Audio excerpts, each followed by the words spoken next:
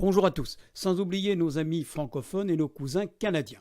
Donc, dans ce tutoriel numéro 15 du module formation, nous allons voir la formalisation et l'organisation d'un budget personnel. Alors, comme au début de chaque tutoriel, je vous rappelle la structure générale de l'action de formation Gérer son budget, qui comprend un module initiation, module formation et module pratique. J'appelle tout de suite votre attention sur le module formation.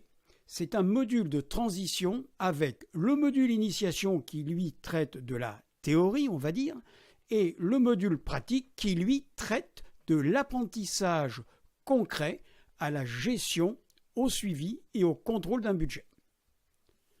Alors, nous allons voir la méthode pour gérer et suivre un budget. Ça, ce sont des choses qui sont fondamentales et vous les retrouverez partout. Donc, nous allons voir la structure de base d'un budget, nous allons voir les 3 règles fondamentales, la phase de l'inventaire, de la programmation, du bilan prévisionnel, du suivi mensuel et enfin de l'analyse et du contrôle. Donc, je vous fais un petit rappel. La formalisation d'un budget, nous l'avons vu dans le tutoriel numéro 1 et je vais en profiter pour vous dire que nous allons traiter un sujet sérieux sans se prendre au sérieux. Alors, comment formaliser un budget? Je vous rappelle que le budget est un acte de prévision. C'est un document papier ou tableur, et là on s'en moque. L'important pour le moment, c'est que vous fassiez vos comptes, sur lesquels figurent bien évidemment vos prévisions de recettes, vos prévisions de dépenses, pour une année, réparties mois par mois. Là, je vous renvoie sur le tutoriel numéro 13. Alors, je vous rappelle aussi qu'une gestion correspond à une année civile, et l'année civile, c'est du 1er janvier au 31 décembre. Alors là, nous allons voir la structure universelle de base d'un budget.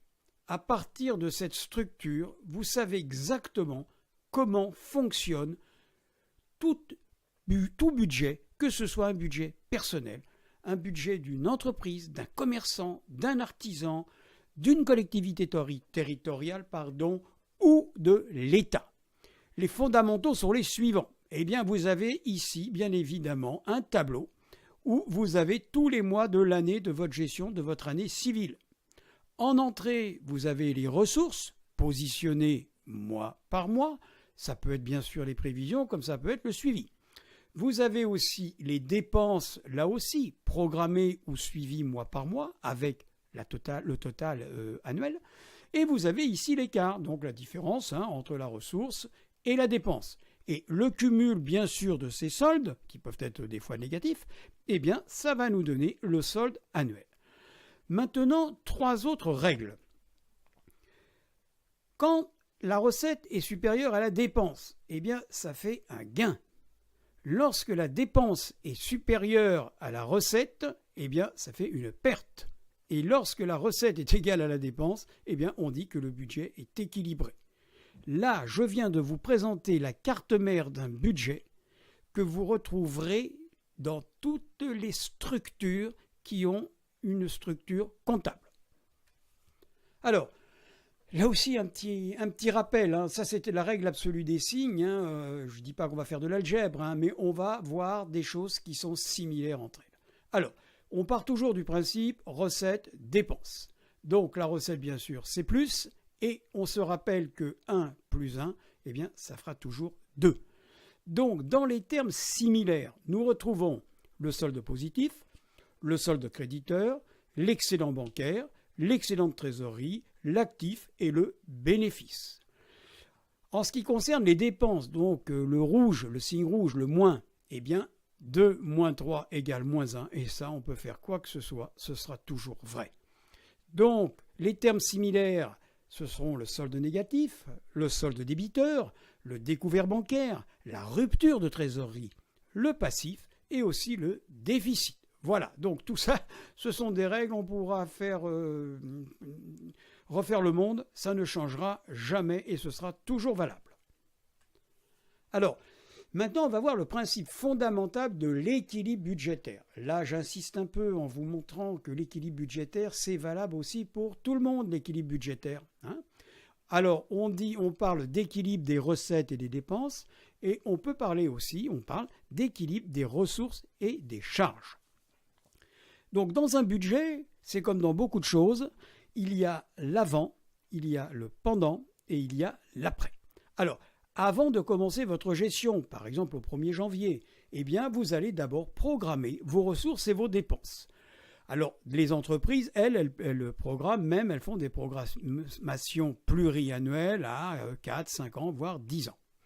Une fois que vous avez fait votre programmation, eh bien, il va falloir faire votre bilan prévisionnel de vos ressources mensuelles, qui bien évidemment par cumul vont vous donner sur un an vos prévisions annuelles. Pendant le suivi, pendant votre année de gestion, eh bien, vous allez faire un suivi comptable de ces recettes et de ces dépenses.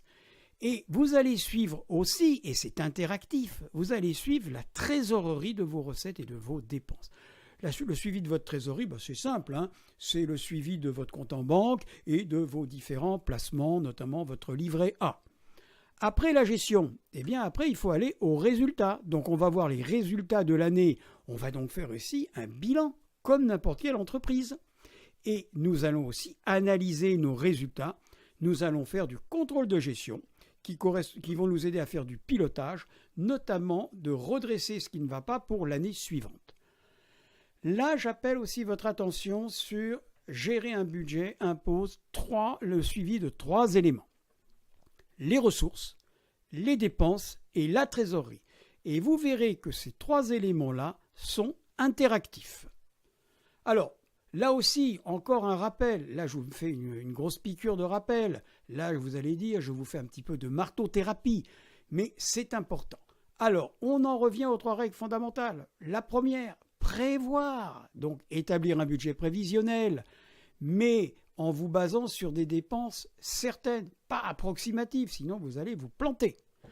Ensuite, la deuxième chose, c'est suivre, donc tenir une comptabilité de ces ressources et de ces dépenses au fur et à mesure de leur réalisation. Et là, encore une fois, tenir une comptabilité, que vous le fassiez manuellement ou par Excel, peu importe pour le moment, on est dans les principes. Maintenant, contrôler, donc on voit Arthur là, c'est analyser les écarts entre les prévisions et les réalisations, de façon à prendre des mesures correctrices qui s'imposent aux pilotes, notamment pour le budget suivant. Enfin, donc, on peut dire que gérer, c'est faire des choix et prendre des décisions. Alors, voyons maintenant comment faire l'inventaire de son budget annuel. Eh bien, donc, pour construire, c'est bien le terme, son budget annuel, il faut faire notre inventaire prévisionnel des recettes et de ses dépenses. Et cela, bien sûr, mois par mois. Donc, la meilleure solution, bien évidemment, c'est de reprendre tout ce que l'on a dépensé ou tout ce que l'on a eu en ressources l'année précédente. Donc, on va dans le panier à linge et là, on défait tout, on met tout par terre et on va tout reclasser. Encore une fois, quel que soit le support que vous allez utiliser. Ça, c'est la phase d'inventaire. Donc, la structure de votre inventaire, elle va se présenter comme ceci. Et là, j'appelle votre attention sur le fait que c'est le premier document de l'application Excel de gestion et de suivi que vous allez voir. C'est cet applicatif Excel de gestion et de suivi donc, que j'ai créé, qu'on retrouvera dans le module pratique, avec bien évidemment les maquettes de base, pour votre budget, éventuellement si vous voulez vous en servir, avec aussi les différents scénarios que nous verrons et surtout les exercices. Donc, on en revient ici au positionnement de l'inventaire de nos ressources. Ce qui est important là, c'est qu'on va mettre la périodicité. Notre salaire, on sait que c'est mensuel. On a d'autres natures de ressources, alors là ce n'est pas le cas, mais la prime par exemple, on pourrait très bien avoir une prime trimestrielle ou une prime annuelle. Eh bien, nous le positionnerons ici. C'est ce qui nous permettra après de faire notre programmation. Donc, pour ce qui concerne les dépenses, donc les charges contraintes, eh bien, c'est exactement le même principe que pour les ressources. Là aussi, on l'a tiré de l'applicatif Excel de gestion et de suivi, et on positionne, en fonction de ces grandes natures de dépenses, ce dont on va, les mensualités que l'on va avoir. Là, on continue aussi avec ces dépenses, donc on change bien sûr de nature, vous voyez, on retrouve bien chacune de nos dépenses. Et là, par exemple, on va voir que l'entretien de la voiture, c'est semestriel, que l'assurance scolaire des enfants, elle est annuelle. En général, on la paie au mois de septembre. Ainsi que par exemple, les habits, par exemple. Les habits, on prévoit tous les 3 mois, tous les trimestres, de renouveler sa petite garde-robe ou de la compléter. Ensuite, ici, on voit aussi qu'on a des dépenses de loisirs et d'épargne. Donc là, hein, on est bien d'accord, hein, c'est les dépenses non contraintes. Hein. Ça, c'est le fameux reste à vivre. C'est là-dessus qu'on va avoir notre variable d'ajustement.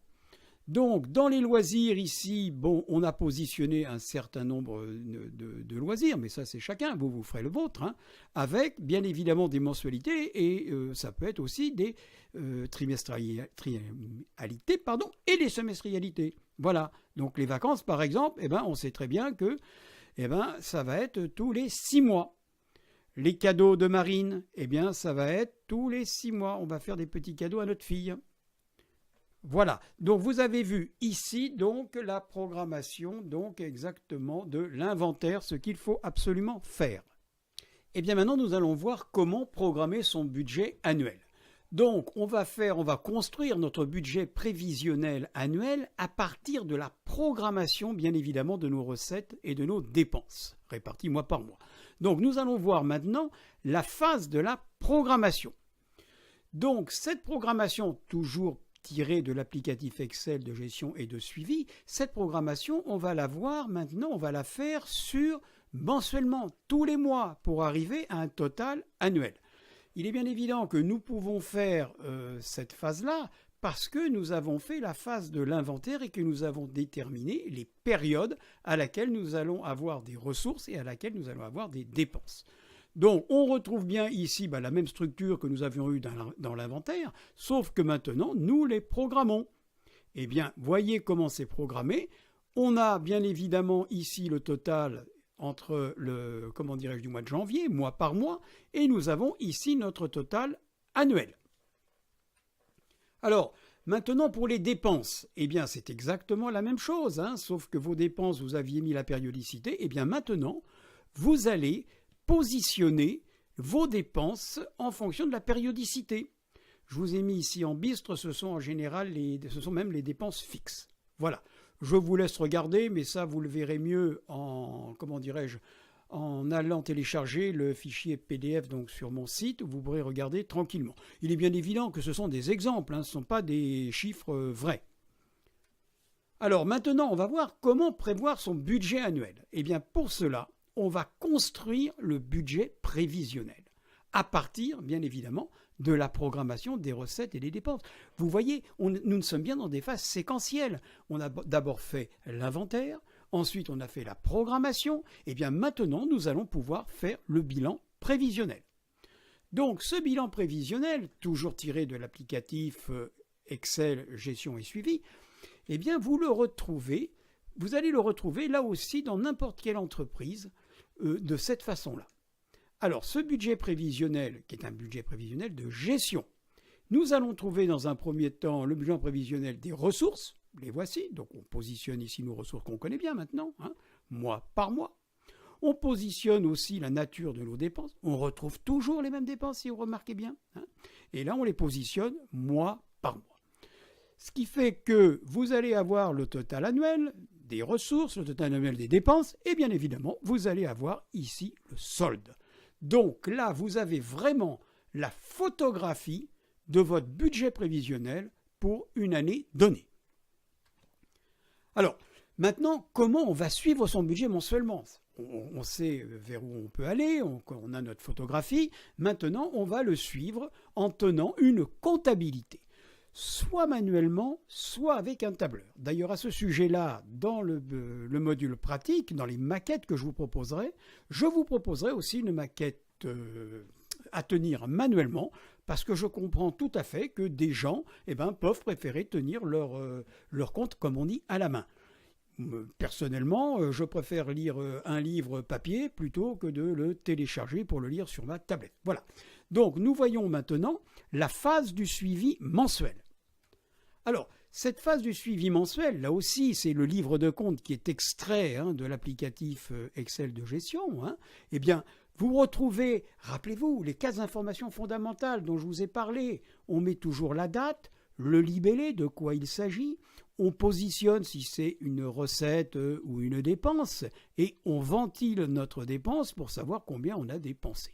Donc, à partir de ce moment-là, vous voyez bien que vous allez pouvoir suivre au fur et à mesure de vos recettes et de vos dépenses, eh bien, le suivi par nature de dépenses. Et là, nous verrons que nous commençons à faire un petit peu ce que l'on appelle dans une entreprise de la comptabilité analytique.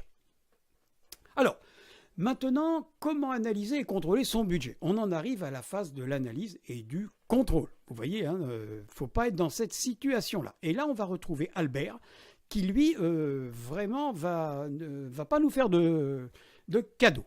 Alors, comment ça se passe? Eh bien, ça se passe que d'abord, on va avoir notre bilan de gestion tout au long de l'année. Alors, ce bilan de gestion, encore une fois, qui est un document qui est mis à jour automatiquement, comme le budget prévisionnel, tout à l'heure que je vous ai montré précédemment, tout ça c'est fait automatique, vous n'avez rien à voir, c'est fait en arrière-plan comme on dit. Eh bien, au fur et à mesure que vous allez enregistrer, faire votre suivi mensuel de dépenses et de dépenses et de recettes, eh bien, ce tableau-là, votre bilan de gestion va se mettre à jour. Et qu'est-ce que vous constatez par exemple? On fait un petit point à fin juin. À fin juin, on se rend compte qu'on a eu, eh bien, on a eu toutes ces recettes, on a eu 43 000 € et quelques de recettes, on a eu 42 000 et quelques, et qu'à fin juin, eh bien, sur la gestion, on a un solde positif. Élément intéressant que nous, on va commencer à voir maintenant, c'est que, comme je vous le disais tout à l'heure, il ne faut pas uniquement tenir compte des ressources et des dépenses prévisionnelles de la gestion, il faut aussi tenir compte de votre trésorerie. Par exemple, au 1er janvier, ici, la personne avait 4 582 € en créditeur, solde créditeur.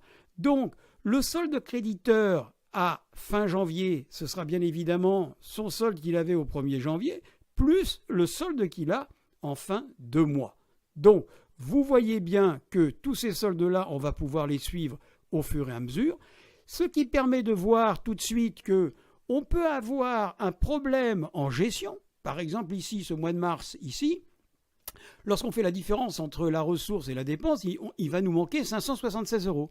Eh bien, que nini, pas du tout. Pourquoi? Parce que le solde créditeur, lui, est de 4 274, dans la mesure où on tient compte, bien évidemment, des soldes bancaires. Ensuite, ici, vous retrouvez notre ami Arthur. Notre ami Arthur qui, lui, est toujours là en train de nous contrôler. Enfin, vous avez aussi dans la trésorerie, bien évidemment, le suivi de votre livret d'épargne. Et à ce moment-là, quand vous additionnez ce que vous avez sur votre compte en banque, plus ce que vous avez sur votre livret A, vous avez l'avoir général prévisionnel de votre budget. Ensuite, deux petites analyses. Au fur et à mesure aussi que ça s'avance, vous pouvez regarder un peu la répartition en pourcent de vos différents postes. Ici, vous pouvez aussi voir l'évolution de vos soldes et de vos reports. C'est intéressant parce que vous verrez quand on fera les cas concrets dans le module pratique, on va pouvoir voir que des fois on va descendre, on va passer en rouge et c'est là qu'il faudra réagir. Alors, maintenant, l'analyse, on a fait l'analyse mensuelle et annuelle des dépenses. Et les prévisions est très importante, il faut toujours comparer, il faut toujours aller au résultat. Donc, pour aller au résultat, nous avons par poste de dépenses, nous avons les dépenses, bien évidemment, et les prévisions, c'est-à-dire les enveloppes que nous avons prévues. Encore une fois, c'est un document qui est mis à jour automatiquement. Vous n'avez rien à faire. Si vous ne voulez pas le consulter, vous ne le consultez pas. Comment ça se passe? C'est très simple. Au fur et à mesure que vous allez rentrer, bien évidemment, vous allez remplir votre suivi mensuel, tous ces tableaux-là vont se mettre à jour. Et comme nous avions vu tout à l'heure qu'on pouvait ici suivre mensuellement nos comptes, là, c'est pareil. On va pouvoir les analyser et les contrôler.